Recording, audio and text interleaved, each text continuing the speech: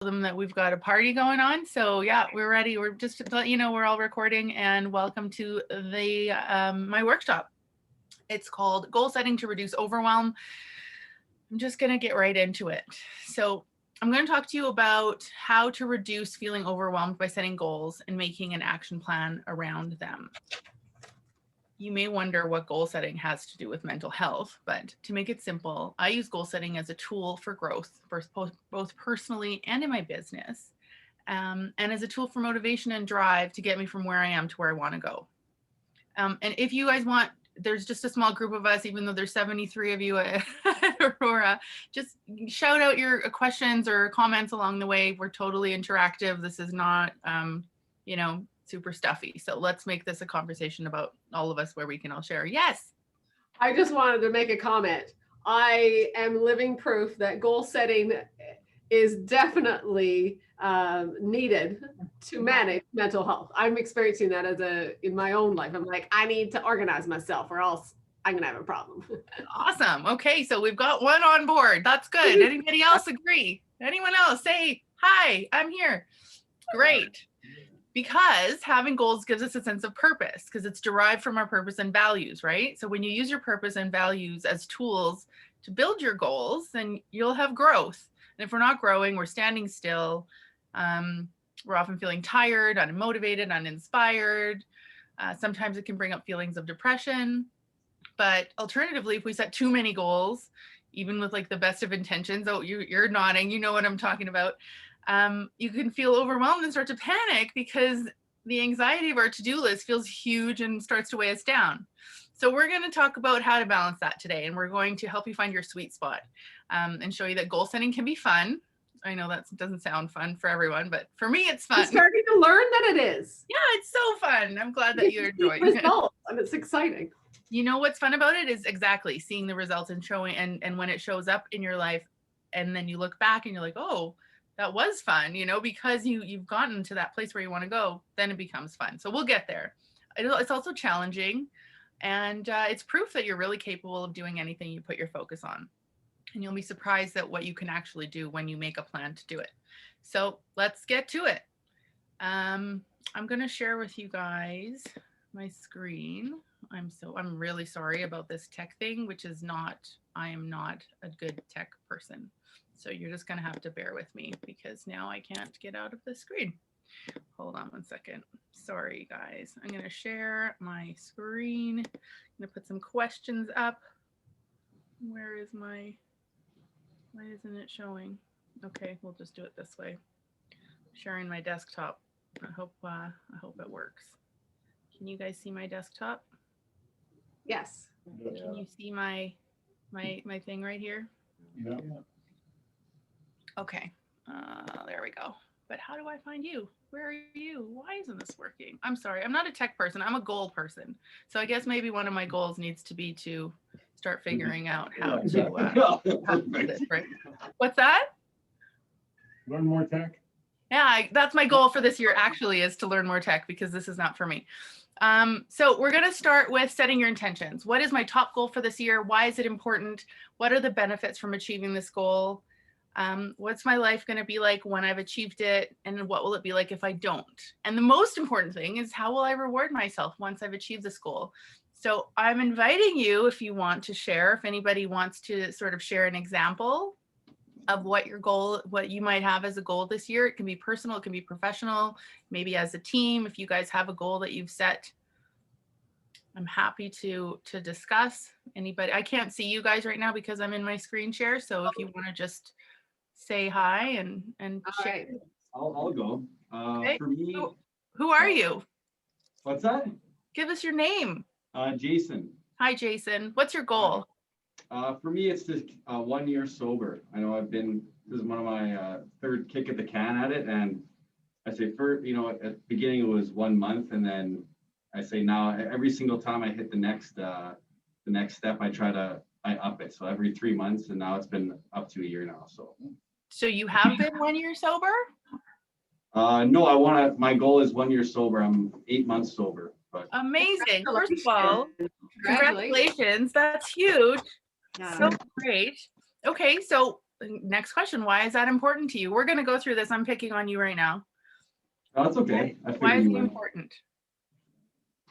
Just for overall better health and better life. Like, you know, in a short span, I've learned and grown so much, and personally, and I've noticed like relationships have been strengthened through this, right? And I can only see it getting better as the days and months go on, right? So That's awesome.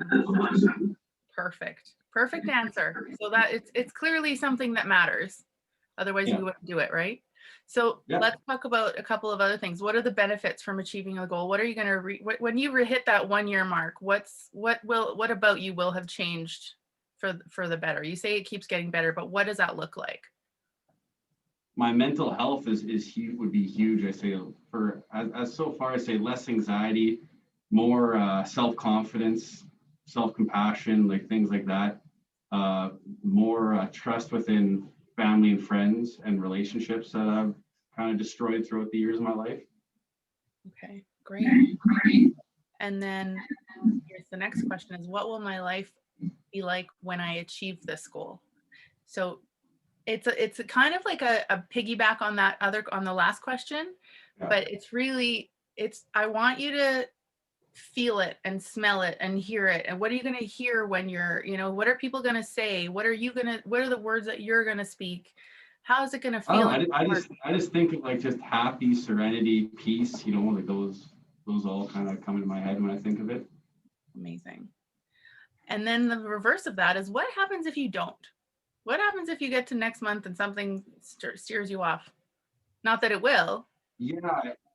But what's the consequence? You know, like I feel, I know for me, like that's not really an option, but if it does happen, like I feel I have enough strength to come back and reach out for help and come back into the program if that is the case, right? That's awesome. That's really important to know. Yeah. Really great. Okay. And then what's the reward? You're not going to go on a drinking binge, obviously. No. What's going to be the reward once you achieve your goal? What's that? We said we hope not. It's happened before. Yeah. Was that your reward last time? Is that why you didn't do it? No. Maybe subconsciously, but no. I actually, the reward for me is just to be happy. Like, I don't know, like I'm not really looking for anything else, right? Just a better life. Like. Okay, so can I make a suggestion? Yeah. Okay, so if we have a specific reward that's tied into achieving this specific goal, like let's say, I mean, and we've all been, maybe we haven't all been, but I've been on diets my whole life, up and down. And usually my reward once I like lose 5 pounds is to go and like eat something that's amazing, which is totally the opposite of what's the point, right? Which is why I said, don't go on a drinking binge when you celebrate your 1 year. But if there's something like a trip or a memento or like a conversation or something that's what's the word I'm trying to think of, that's anchoring you as you're sort of, once I get this, I'm going to get that. And it doesn't, and the lifestyle, of course, is going to be part of the reward, and waking up every day feeling healthy and feeling happy and being, soulful and present in your life is huge. But if you were to do one thing that's really special to celebrate that win, the win just kind of gets a little sweeter. So I'm just going to leave you with that thought. For me, yeah, well, I mean, and that's the thing is when you have, because otherwise there's nothing to go for, right? Like, why do Olympic athletes, they want the gold medal and that's their reward, even though, being healthy and being that top athlete and all of that comes with it. But sometimes if your goal is to be, oh gosh, I don't know. My goal was to start a business and to land a website. And I had to put the steps together to get there. And once I got to that website, my reward for that website was that I was going to take my kids out for a really fancy dinner. And we were allowed to back then. But if I didn't do it by this date, by that time, then I wouldn't do it. And so my accountability to them was, I would tell them, I'm going to do this. And then on this date, on October 30th, we're going to go for dinner because I will have my website up.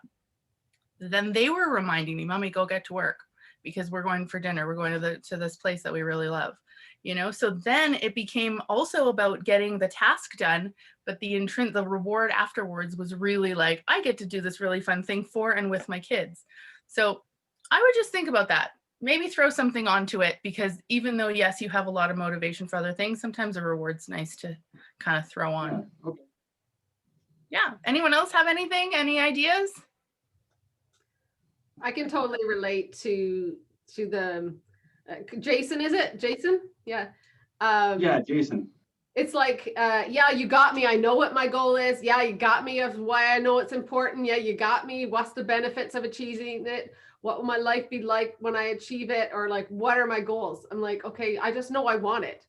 But what is going to keep me reaching for that goal? Like I'll use Jennifer. What's going to keep me from reaching for my jubes when I just want to eat them and just because I want them, right? What is it going to take to stop me from doing that thing that I want to stay away from when it gets hard? And I think that is the beauty. It's why I'm so passionate about this topic, is because it's so linked and correlated to our mental health and everything that we do. And in my world, I'm a leader. I'm a speaker, motivational speaker, author, founder of a nonprofit.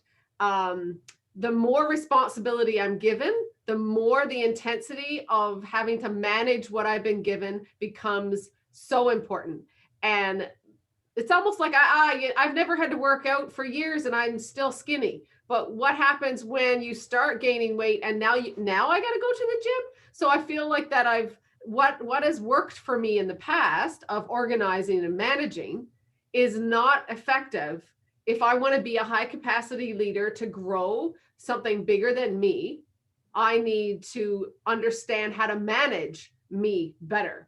And so that is like, I want to be able to spread more hope. I want to be able to be confident and be able to say, when I say you can do it, I want to be able to say, you know what, I've been through the trenches with you. I know how hard it is to manage this and that. And while Jason, you and I maybe differ, maybe you have that addiction to that alcohol, but I have an addiction to my cell phone or my jubes. And like, while one may seem more toxic, I want to encourage you, because I believe that is some of the stigma we need to remove from mental health and addictions, is that we all have something that limits us from being our best self. Yeah.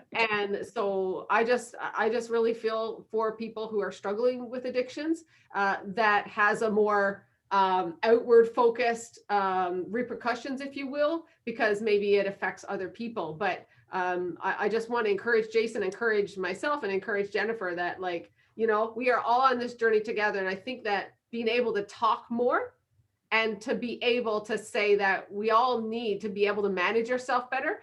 And I think that this is probably the most powerful workshop, which is why I chose it. Like, yeah, I want to understand trauma better. I want to understand other things better. But you just hit it, Jennifer. Like, if we don't manage our own self-care and manage ourselves better, we are no good for anybody else. And so I just wanted, I'm a little passionate about that too. So thank you for hosting this workshop. I'm so happy to host it, because I've been there too. You know, I've been, you want to talk about addictions, I've been addicted to food, I've been addicted to technology, like obviously not this kind of technology, but my phone, the social media, anything that kind of takes you away from the reality of what's happening in your life, right? It doesn't matter what it is, alcohol, gambling, drugs, you know, any kind of vice that you need to remove you from present living is going to affect you in some way that's likely going to be negative. So how do we get it back on track? And I use goal setting, because I'm one, I believe in the fact of feeling the feelings, because you have to go through the emotions and you have to feel what is happening, because otherwise you're just going to push it down, and eventually you'll explode, right? But once you've gotten past the feeling part, then what? You know, I'm a now what kind of person, which is, it's a little on the more pragmatic side and more on the action driven side, where yes, this happened to me, or my life went in this direction, which wasn't exactly how I planned it. Okay, that's fine. Now what? You know, so I talk to a lot of divorced women and men too, And the conversation is around, oh, but this happened and my ex-husband or this and that and my kids and financially and everything's a mess. Okay, that's your situation that you're in. And are you just going to live in that, or are you going to move forward? So good. Right? Because that's what we have to do, is if we're not moving forward, we're not growing. And growth is really important, because otherwise we're stagnant and then we just get sucky and everything just sucks the life out of us because we're stuck in this like sadness or upset or whatever it is. So the next thing we're going to talk about, now that we've figured out the why and what matters and what you're working on, the next thing we have that nobody, well, maybe nobody, I can't say nobody, but a lot of people really skip this next part, is the obstacles.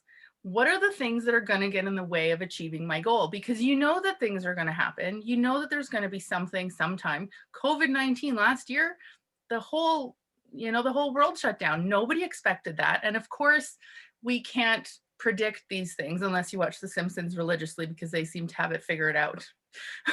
But, right? I mean, how do they know?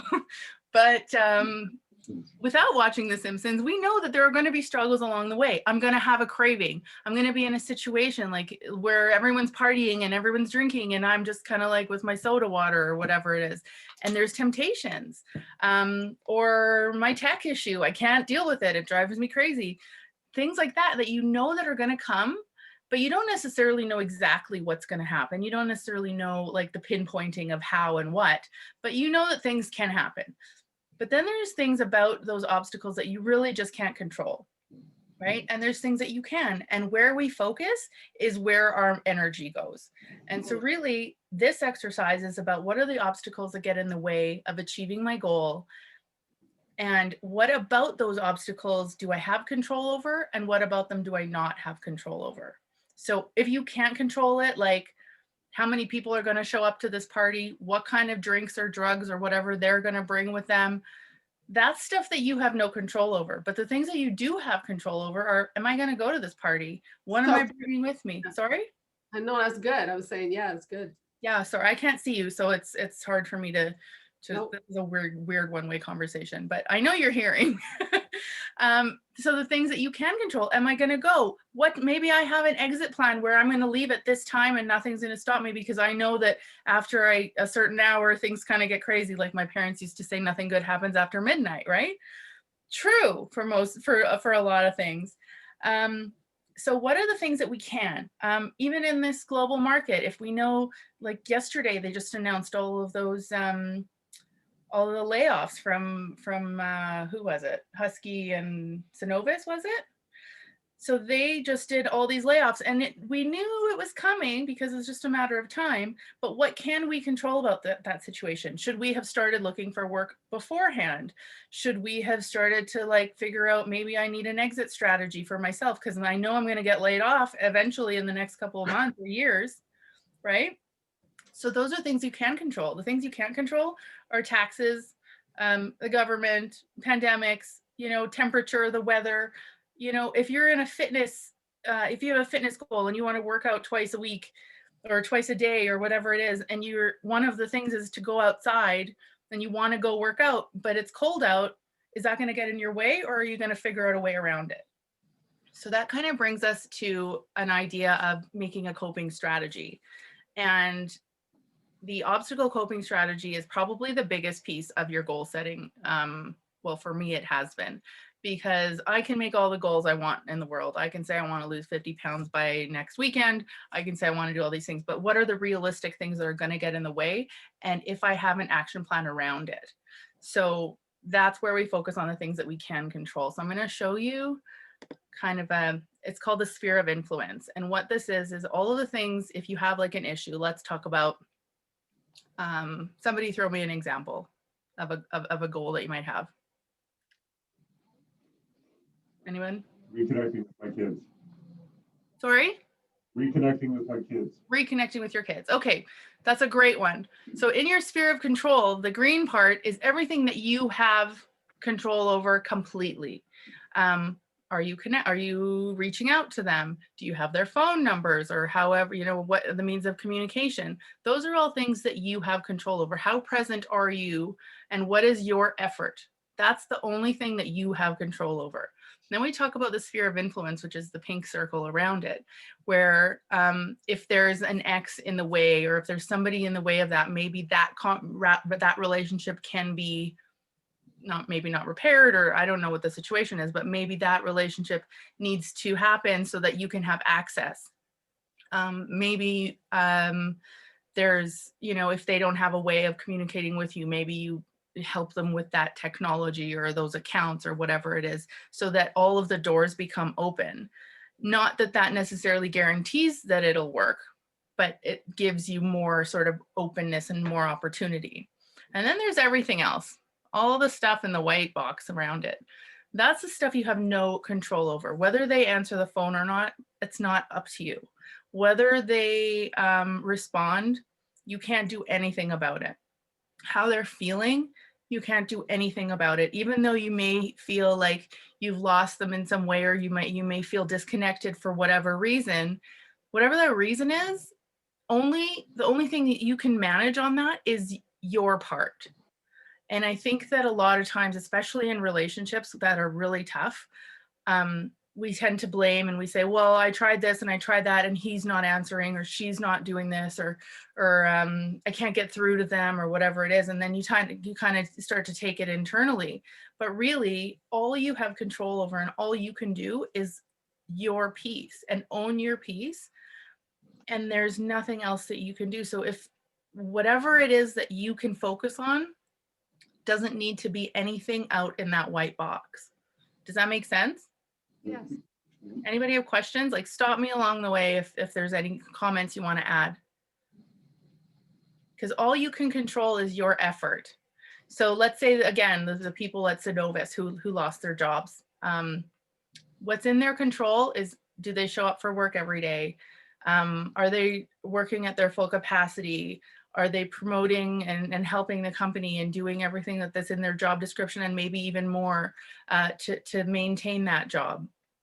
And then in the sphere of influence, maybe they should there's some courses they can take to upgrade their knowledge or their skills, so that they seem, what's the word, indispensable? Yeah. So they seem like they're more valuable.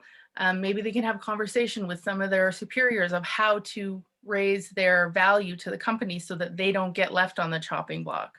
And then, of course, everything else is the economy, the state of the oil and gas industry, whatever Biden does with the pipelines and things like that. We have no control over that. So sitting at home and stressing about, oh my God, the government and the politics and what Kenny's doing and what Trudeau's doing, none of that matters, because we can't do anything about it until voting day. But for the one day out of the year, are we really focusing on that? Or, like when you look at the comments, when Dr. Hinshaw comes online and tells her daily spiel about what's going on, those comments are so based in anger, and people are complaining about something that they can't do anything about.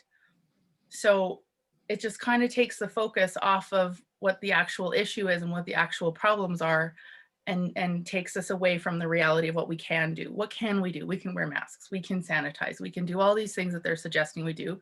Numbers are getting lower. Whatever your political piece on that, I mean, we can talk for hours, but that's not the point of this. But at the end of the day, where we put our focus is where we end up living. So, Absolutely. right?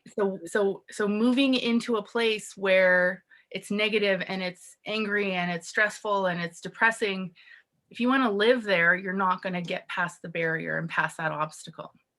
So that's what I find really important about the sphere of influence, is that focus on the things that you can control and you will find success. Yes. I think I love that, because we can't control what happens to us, but we can control how we respond. That's like, I say that religiously. It's on my website. Yeah. Because that in itself is a barrier, because a lot of people, I know for myself, I just wanted to change everybody else. Everybody else has got a problem. It's them. It's, I'm now physically disabled. It's their fault because I can't go here, and it's their fault that it's not this, and it's your fault because I feel insecure about myself, and all the list of things, right? But yeah. When we realize that we can't control that, but we can control me, I think about, like, I'm still in a wheelchair. But happiness and peace of mind is on me. Mm-hmm. Absolutely. And so I think that even in our recovery, and I'm only picking on Jason because he spoke up and whatever, and I just think, one of your goals is to be happy. And I know for myself, a long time I wasn't happy, and even looking for validation from other people, like even in your sobriety journey, maybe you're thinking, oh, if I could just be sober, they will finally accept me, or if I could just finally be thin, maybe then they'll accept me. But the biggest question I found for myself is that if I could finally accept me, it doesn't matter. If I can finally accept myself, it doesn't matter. The thing is that I am worthy of this blessed life. You are already an amazing man. It doesn't, I mean, your sobriety now 8 months, you are already amazing. It's not when you reach that goal. And I think that that's another thing that I had to come to realize, is that because I was always waiting for other people to validate me or whatever. And in the process of that goal, telling myself, even though I don't feel it, like, do you mean to say that it doesn't matter if you accept me even after sobriety? Because that could be a barrier. What if when I reach that goal, they don't accept me? Mm-hmm. But also at the same time, there's also something to be said about the words that we use, right? Yes. We talk about I'm angry, or I'm stressed out, or I'm, whatever it is that you're feeling.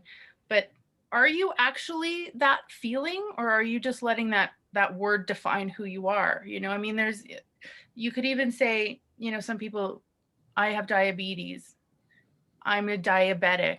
No, I am not a diabetic. I am a person. I'm a mom. I'm a ex-wife. I'm a girlfriend. I'm a this, I'm a that. I'm a business person. I'm all these things. And I have a condition where my body deals with diabetes. Do you see the difference there? Like, that automatically just changes your whole sort of how you think. Yeah, the negative self-talk, right? Like, yeah, and it's not even that, it's just self-identifying.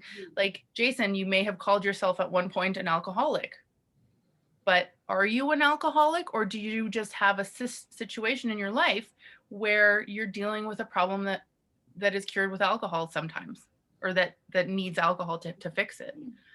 Or you're saying also, I'm in a wheelchair. Does that mean that you're bound to this life of is that your identity now? No. Right? I mean, even though I am Wheelchair Canada, first one after all, but I mean, hey. Hey, but own it, right? I'm Miss Wheelchair Canada, great. But I'm also a businesswoman, and I'm also a mom, and I'm also this, and I'm also that. Like, who is it that allows that definition to be who you are? So if I come out and I say, like, my company's called Fierce Mom. I'm a fierce mom. Yeah.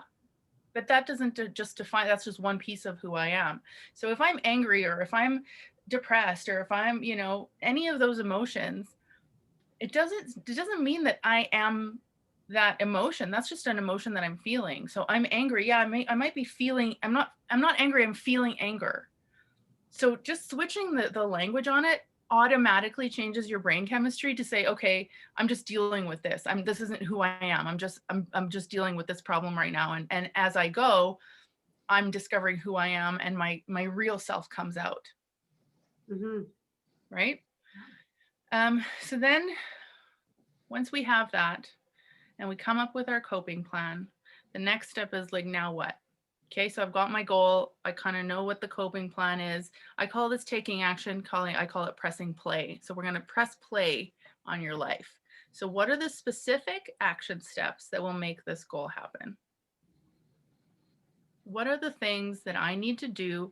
Because what happens with overwhelm, especially, is we have these grand ideas. I'm going to become a millionaire in 5 minutes, or whatever. I'm going to become a millionaire by the end of the year. That's a really cool plan, and I'd love for that to happen.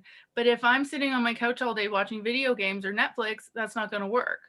So we have to actually make the steps. Like, breaking it down is the number one way that you're going to be able to reach any goal that you want, because once you break it down into actionable steps, then you know what you're supposed to do to get there.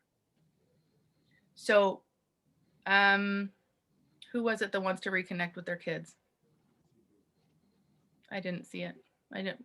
Okay. You still want to play? Sure. Can I pick on you? What are the steps that you are going to take in order to reconnect with your kids? That's something. I can't really hear you very well. That's something I'm trying to work on right now with the, I guess you could call it my therapeutic team here in counseling. So I'm still trying to figure out these things. My primary focus was to get sober and live a life of recovery before I even went down that road, because Okay. your rejection of that could lead me right back to addiction. I'm having trouble hearing you, but what I did get was that you're you're getting your sobriety back so that you can, that's like your first step, and then reconnecting with your kids is part of that. Yes. Okay. So that's your first step, right? But in that, if you say, okay, I'm going to get sober by this time this year or next year, what then? What happens after that? Because saying I want to get sober, that's a huge task. That's really, really hard. And I'm sure you guys know this, and even no matter what your vices or whatever your addictions are, like for me, I've been up and down 100 pounds in the last 10 years, up 100, down 60, up 40, down 50. Like I have this real addiction. So it's not that I can just say, okay, I'm just going to not eat carbs for the rest of the year, because that's not realistic. But what is the first step? Like, what is the first step? So maybe for you, one of the steps was joining this community of people that are around and able to help. Maybe another step is getting rid of all of those outside influences that weren't serving you. Maybe cutting off some relationships that were toxic for you, that bring you back into it, right? For me, when I wanted to lose my weight, I had to stop going to girls' night and drinking wine and eating cheese for hours every week, because that wasn't serving me as much as it served my heart, and it was fun and it was great. That became a problem because I couldn't stop myself at one drink. I couldn't stop myself at 3 bites of whatever, because I had a mental and like an issue that I couldn't pass that. So if it's around me, it's everywhere. If I fill my pantry with junk food or with alcohol or whatever, that's going to get in my way. So the first step is getting rid of all that stuff. Yeah. Right. And if you're in a relationship that you're not happy in, the first step is to recognize what the issues are, so that you can communicate what you're asking for and what you need. And when you get to that point, then you can't control what the other person does. You can't decide, okay, they're going to be better, they're going to change, how many I don't know about you guys, but I've tried to change my ex-husband a million times. Didn't happen, right? We can't do that, because he needs to want to, right? You guys too. You need to want to change first. What's that? That's always with us. But you need to want to change for you, so that you can be your best version. Just like they say in the airplanes, like put your mask on first, right? Before you help anyone else. You have to put your own mask first. So in order to do that, we talk about the steps. Like, what are the steps? What are the 3 specific things? So I take this one big goal where I want to lose 50 pounds. And that's going to take some actionable steps to do that. I'm going to need to join the gym. I'm going to need to figure out a nutrition plan. I'm going to need to physically drink more water all day long. I'm going to need to get rid of my giant stash of Coke Zero, because that's not serving me, even though it's diet, and I'm totally pissed because that's not fair. Yeah, SodaStream, it helped me for my cravings. Right? Yeah. There you go. So what are the steps? So like anybody, throw me out whatever your goal is. What are some actionable steps that you can actually do to get there? Not put those pops or candy on that click and collect order. Okay. So reviewing your orders, right? Reviewing what's influencing you and what's surrounding you, what's around you, right? Okay. But then let's say you wake up on Monday and you say, okay, I'm doing this. What is it that you're actually doing? Because saying I'm not going to do one thing, that's what you're not going to do. But what are you going to do? I'm going to have lunch at 12 o'clock. I'm going to plan ahead of time. Yeah. And also a part of my way to stay in a routine is I need to be in bed at a certain time, or else everything gets pushed back. And I'm like, I feel like I need to be awake before the rest of the world in order for me to have that brain space. and plan. And now I haven't got this mastered yet, but this is me stumbling forward, and I keep but I'm better than I was even 6 months ago. But I'm still growing, I'm still learning, I'm still eating jubes, but I'm not eating as many. Do you know what I mean? Or I mean, that's just like a weak example, but I'm not skipping as many meals, not because I don't want to eat. It's just because I'm working and I don't plan to stop. I don't plan these breaks. So planning breaks to eat healthier is how I work to try to manage my life. I totally get that. I totally get that. So let's actually break it down. So what's your goal, Van? Just to be healthier. To be overall. healthier. So I can manage be a high capacity leader to manage myself. So being healthier, I think, is probably a part of that. Yeah. Being healthier. But let's break it down a little bit more. What is that specifically? Because be healthier could mean anything. Okay. So specifically, give me something measurable. I want to say that I am exercising and eating regularly. Is that eating what does regularly mean? Eating less junk food, I guess, maybe. How much less? Oh my gosh, this is I tough. know it's annoying, right? It's really hard to actually come down to the numbers, because once you have the numbers, I'm going to drink 3 bottles of water. This is water with chlorophyll in it. It's not like pop. It used to be, but it's not anymore. I'm going to drink 3 bottles of this a day. That's a goal. Every day I'm going to drink 3 bottles of chlorophyll water. That's it. How many meals am I going to eat a day? What time I'm going to make sure that I'm eating lunch at 12:30 every day. That's a goal. Saying I want to be healthier, it's a nice idea, because until we break it down and decide how we're going to do it, the action plan is way more important than the idea. The idea is great, but unless you actually do it, it's an idea. Yeah, and that's why I'm at your group, because that's my problem. I have these general ideas, these grand plans, and it's like, well, how are you starting? I don't know, that's just it. How are you starting? So you're saying, yes, you do. You do. I do now. I'm just saying that was before. That's the excuse I would give myself. Right. So now, awesome. Actually 2 weeks ago, I sat down and I'm like, I'm getting actually it's been a month now. So congratulations good for you. But I sat down and I've done this before, but I feel that there's momentum building. I liked what Jason said. He's like, even if I do fall back into an old pattern, I do know where the support I can get. I do know that I'll be stronger to beat it again. So it's not how many times you get knocked down, it's how many times you keep going. And so I feel that I'm even the brain dump that people tell you to do when you're trying to organize yourself, just write down everything that you're doing and prioritize and whatever. I just totally organized all of that and made a plan and made it. I even told myself when I was going to eat lunch. Now that's not been consistently that way, but I'm inconsistently consistent, if that makes sense. That totally makes sense. So writing down things and planning. I mean, I wish that I want to be able to get and plan my whole month or a year. Some people do the year. Yeah, I am now being right. So my bite-sized piece is before I go to bed, what am I doing the next day? So that's my small step. Okay, what am I doing tomorrow? Have I taken out food for lunch? What am I doing for lunch? Because I know it's a busy day tomorrow. Am I doing skip the dishes again? I guess I'm doing skip the dishes again. At least I'm eating. Yeah, and that's, you know what, sometimes that's okay too, to have a reasonable backup plan, which is why we talk about the obstacles, because you're not going to have time all day to cook, or you might not feel like it. How many times have we just not felt like doing what we're supposed to do, right? That's why we all get into this situation. But having the actual plan and going a year, I would never plan a year. Don't ever, I mean, you could if you're that kind of, I can't imagine. That just seems overwhelming to me. I don't know what's going to happen in a year. If I bought a planner in 2020, in January of 2020, and filled out what the year was going to look like what a waste of a planner, right? Question. Yeah. I've got 2 questions. Yeah.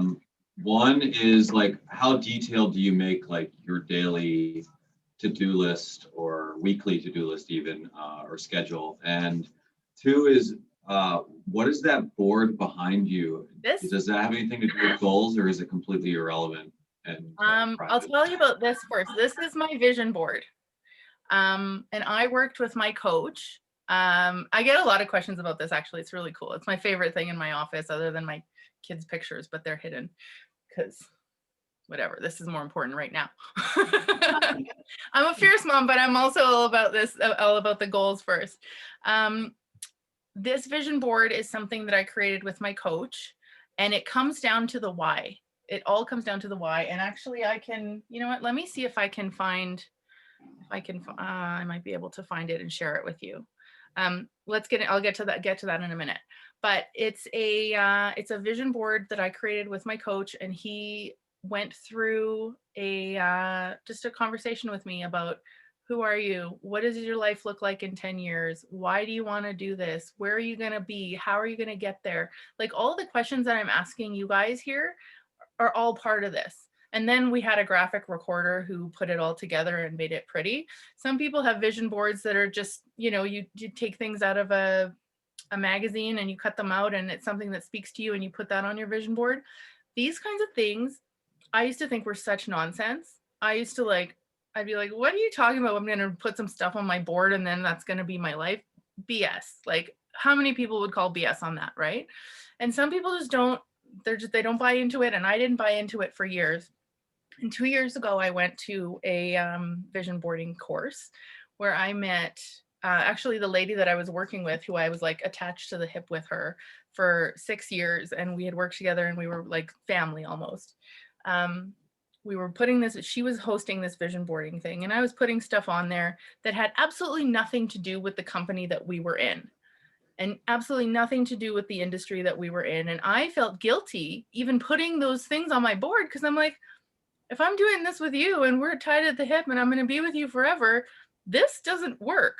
But that was actually who I wanted to be. That was what I really wanted. It has, like, I'm looking at it now, it's got travel on there, it's got happy kids, it's got fun, it's got speaking, it's got teaching, it's got writing a book, it's got all these cool things that I wanted in my life, that I envisioned in my life, but they weren't happening because I was focused on something else, right? I was focused on this job that I loved, that I was super happy in, but this was who I really was. So when I sat down with David, my coach, to do this vision board, this is who I really am. And it's because of all the things that I've gone through and been through and have experienced. And now I'm going to get there to what this looks like. So in 10 years, I'm going to be flying to New York.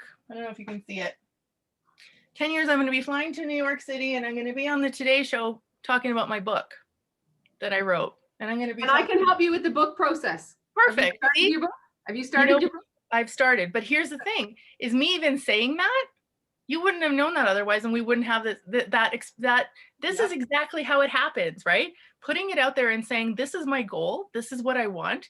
You don't have to draw it out like this. This is elaborate and over the top, but even just putting it out there and putting it on a piece of paper, written, visual, however it works for you, and looking at it every day. And I'm saying, okay, I want my kids to be happy. I make it work.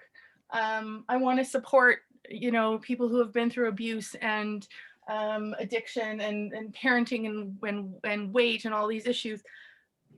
That's all on there, and it's all happening now. And the things that were on my vision board from 2 years ago that I didn't relate to at the time because I was in a different life, they're all happening now, which is the weirdest, most crazy thing. Like I say, press play on your life. I noticed that on my vision board like a couple months ago, and I was blown away because that's become my tagline: press the play button on your life. And it's right there. I'm like, oh my God, I can't believe I wrote that. Anyway, so that's the answer to that one question. Your first question about how detailed do you want to get? It's as detailed as you need it to be. It's not about what I do, because my method is probably not going to be the same as yours. But for me, I write down, and I can actually show you, I built a planner because 6 years ago, I decided I wanted to write a planner. And so I did. And what I did is I took this planner, and I'll just show you the main page that I use most of the time. It's right here. And it's got my top 3 goals of the day, things that I absolutely have to get done every single day, but they're not just regular goals like make a doctor's appointment or pay off my visa bill. These things are the top 3 things that are going to get me towards my goal. So if it's a like in terms of sobriety, if it's a meeting, or if it's a call with my sponsor, or if it's a call with someone who's one of my peers, if it's a an action of some kind, whatever the top 3 actionable steps that you can take need to go here. Your top 3 goals of the day. That's how I break it down. And I find that that takes off all the other stuff. Like today, my goal was to get to this event, and then I'm speaking at another event in the afternoon. So to make sure that I'm here, to make sure that I'm there, and then to eat at some point in the day is important to me because, you know, otherwise, like you said, we just don't get there. But so I do it the night before. Every night at like 7:30 at night, I take half an hour and I plan out my next day tomorrow. I don't plan for the whole year. I do a week. I do a week at a time, because then you kind of know what you've got scheduled, what you've got coming up. It's nice to do a month also, just so you can see sort of where your points are of action, where you have to be if you have appointments or whatever. But I like to look at a week because it takes so much pressure off. So because my brain goes all over the place. Like I'm like, oh, I'm going to do a book club. I'm going to do a website. Now I'm going to do a TV show and podcast. And it's crazy what goes on in my head on top of being a mom and on top of trying to like not, you know, go crazy during COVID. So your top 3 must do's of the day. For me, that's how I break it down every single day.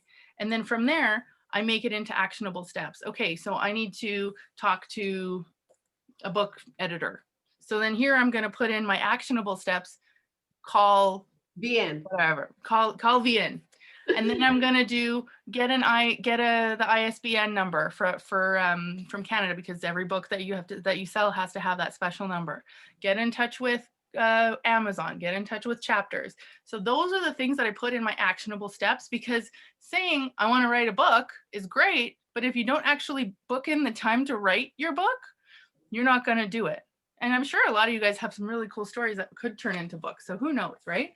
But then this is the gold part. This is the 5 a.m. I don't know who wakes up at 5, but that's not me, until 10 p.m. And then I'm the one that stays up like until, I think I need to reverse this. So it's like the 10 p.m. to 5 a.m. I'm that guy. But then you take these steps and you time block them. You put them in actual times of the day, because then you make an appointment with yourself. Yes. I want your, is that available for purchase? Yeah, I'll give you the link afterwards. It's actually really great. And I've bought, I don't know how many thousands of dollars I've spent on all those planners, but I didn't find what I liked in it. So I just made my own. But then you time block it and you put it in your time, in the day. So if I know, like this today, I had an appointment with you guys at 12:30 Calgary time. So it was in my calendar, 12:30 National Hope Talks. And then after this, I've got 4 o'clock, you know, the other conference. And then at 7, I have another thing. And then I also put in my personal time too. My boyfriend's coming over at 8 o'clock because I'm busy the rest of the day. But I put that in my calendar because it matters, you know? So anything that you guys are doing, I mean, you don't have to get that detailed. You don't have to get that, you know, specific. But for me, if I have it like gym, drop the kids off at school, go to the gym, breakfast, this and that, this call. And then I take these things that are really important that came out of the 3 goals. Most of my day is full of stuff that I've done, that full of stuff that relates to my goals. So at the end of this 90-day planner, I've built a website, I've started a business, I've made a planner, I've done 70 blog posts, I've done, you know, I've made X number of new contacts. And that's what gets me there, because I prioritize them and because I actually wrote it down. Mm-hmm. That's why it took me 6 years to make this planner, because I didn't actually put it in my to-do list. I love that. Isn't it? But it seems so simple, right? Yeah. Just do it. The way that you've structured your planner is exactly how like I want to be and how I function best. And I don't always do it right. So I'm like, I would love your planner. I'm trying to use electronics more, but there are those times when you need to see it written down. Like I'm a big fan. I don't like the digital. I don't like the digital planner. Everything goes in my phone and my calendar, but at the same time, I don't like the digital copies because I need to see it too. And actually, physically, there's the science behind it is when you actually write it down, you will be more successful because you're putting it out there. It's coming out of your body onto something physical. So when you make any kind of goal, whatever it is, write it down, tell somebody else about it, because then you become accountable, and share the experience with someone. Like, I hate going to the gym with people, but I know that if I have an appointment with my girlfriend to go to spin class at 7, I'll be there because she'll be there and she'll be pissed if I don't show up, right? Just like you guys probably, if you guys have a meeting or if you have a workshop or something like that, if one guy doesn't show up, that sucks, right? And everybody kind of gives them hell. Am I on here? Is this right? Am I? Yeah. Okay. I want to make sure that I'm relating to it in a way that you guys can relate. So, so good. We all want your planner. Yeah, we want a Yeah. planner. Okay. Number Well, one goal of the day. that's your goal of the day, is to get my planner. Well, I'm going to make it really easy for you. Okay. But does anyone have questions around that? Around what I'm talking about? Anybody have any comments? Like, is this hitting you on a personal level where it makes sense? Yeah, for sure. 1,000%. Okay, that's the plan. That was my goal for the day. So yay for me, I achieved my goal. Now my reward for achieving this goal is that I get to share this webinar or this workshop with everyone else who couldn't make it. And now it's going to go on to the National Hope Talks website and it'll help, right? I also want to make a comment. You know, I'm a go-getter too. Like most of us in a room, we know what we want to go get it. There's some things, like when you said, if I didn't mention my book, I wouldn't have known that. Talk to Via, and I got so much information that I can pass on what's in my brain. I'd be happy to share with you. But even when you said, I just created a planner, or, you know, I want to be on this show talking about my book that's not even written yet. I was like, I'm starting to understand, and even in my life, that I can make those plans. It's okay to say I want to be on the Helen show talking about my 2 books, right?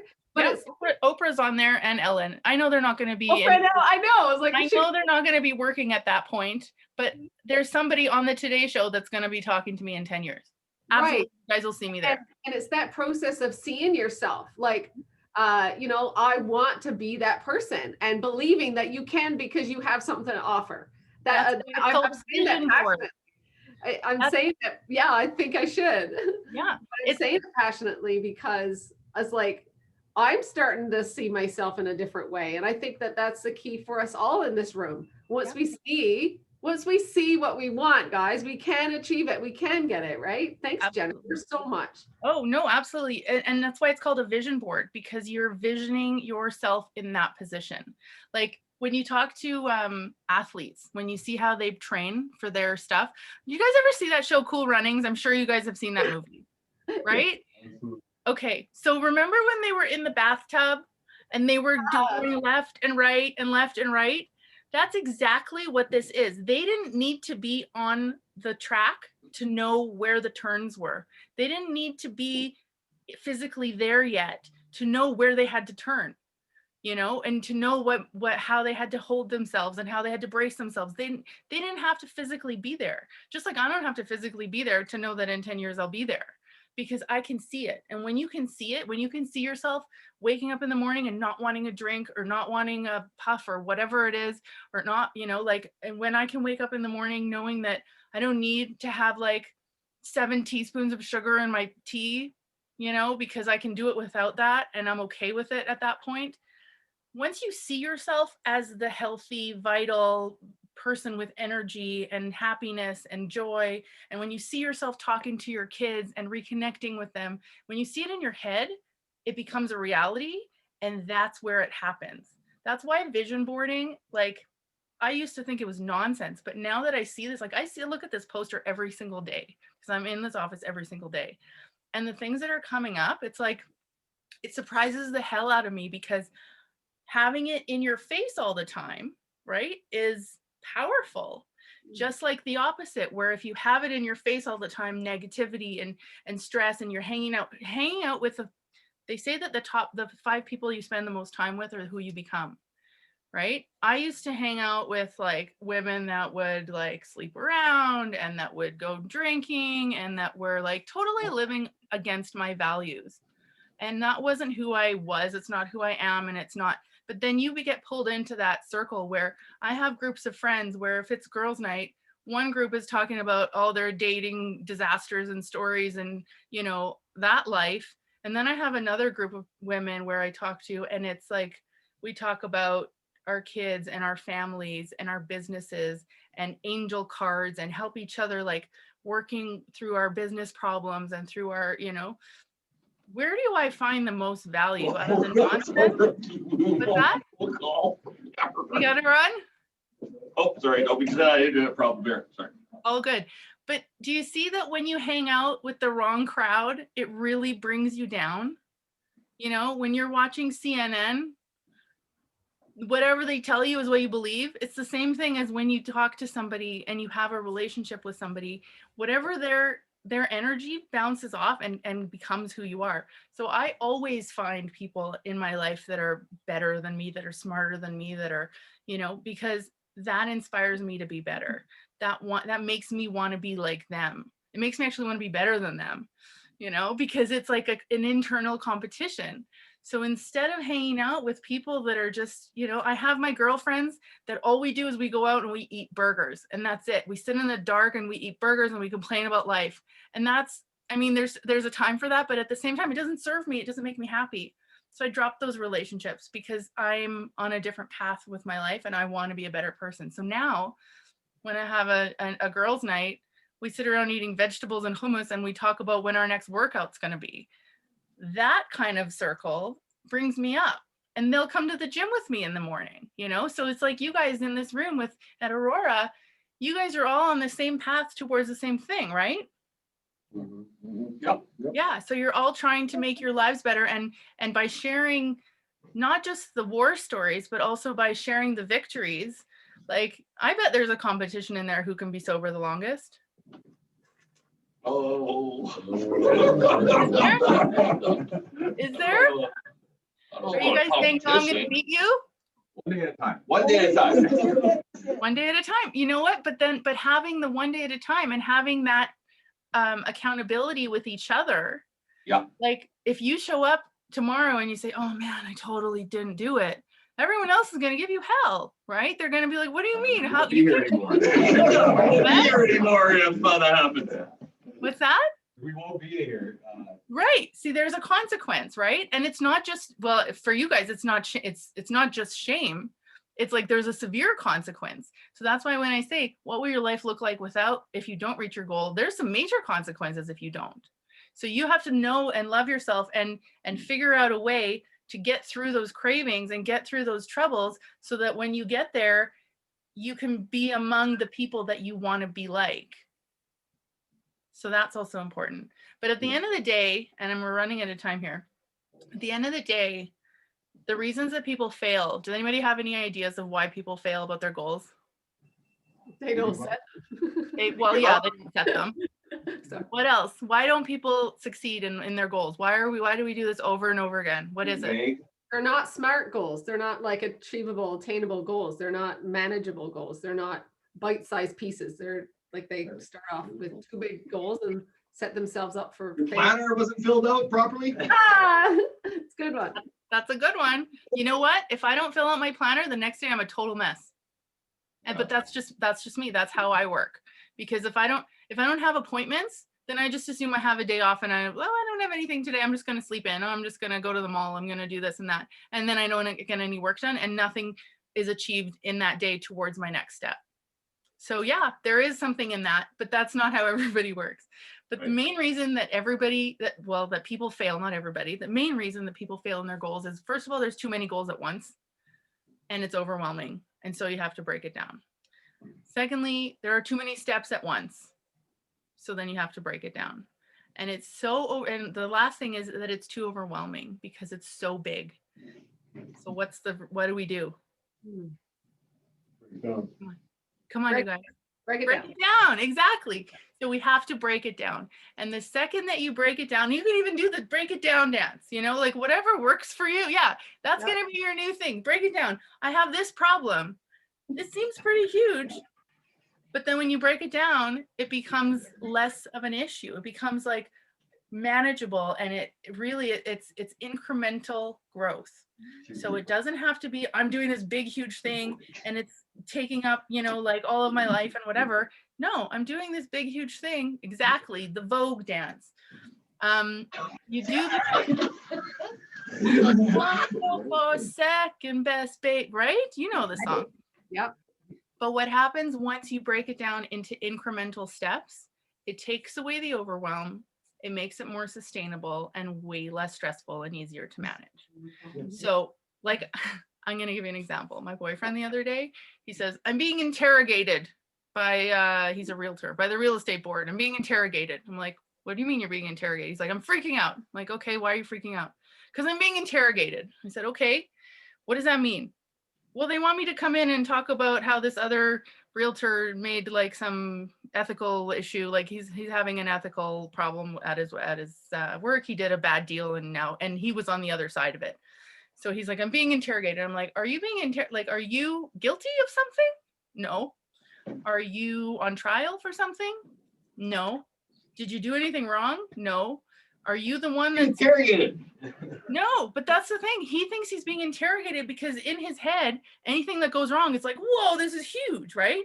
But when you break it down, and I broke it down, and I'm like, so in the end of the day, you're being interviewed because somebody else did something wrong and could lose their license. It has nothing to do with you. You have all the proof and evidence that you didn't do anything wrong.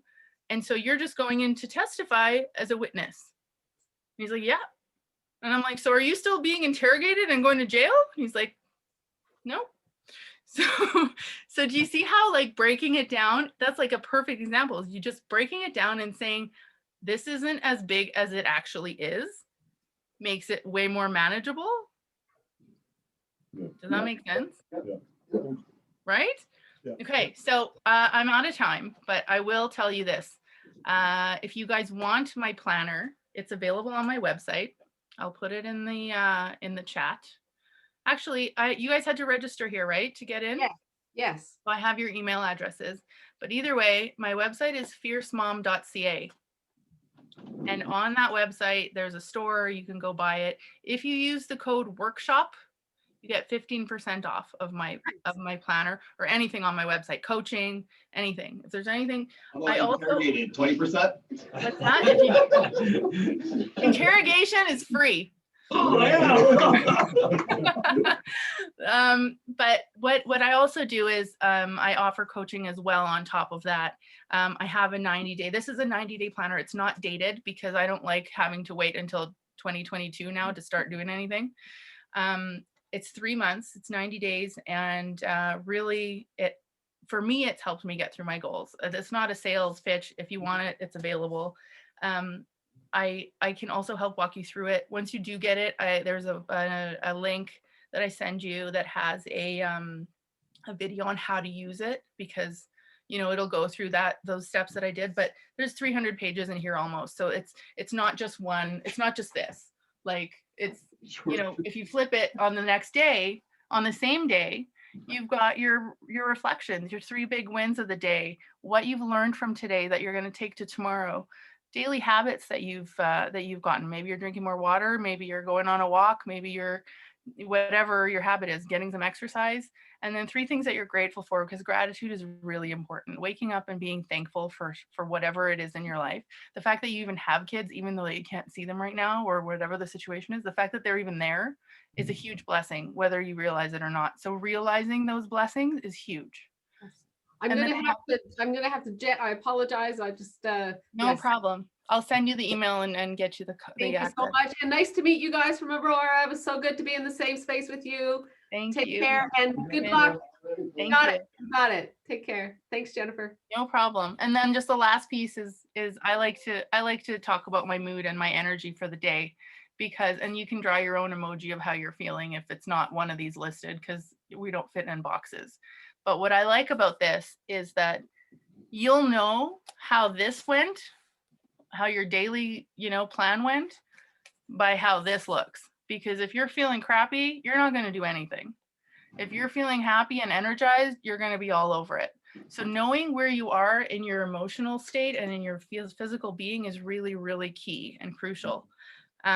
And we go through all of that anyway, but I'd be happy to do, a workshop with you guys again, and just let whoever organized this, let them know to reach out to me. But I'll send you guys all an email, and if you have any questions, now's the time. Otherwise, we will say thank you, and just Jennifer, thank you very much Yeah, for your thank you. time here. Thank you. you're so welcome. I'm so grateful, and good luck on your missions, and don't give up. Okay. There was 12 of us in here, just so you know. Amazing. There's Yeah. just me right here. I'm just here by myself. So no, it's good to have some friends. So thank you so much. I'll send you guys all the information. And if you want to reach out to me to do another session with you, I'm super happy. Take care, everyone. Thank you. Bye.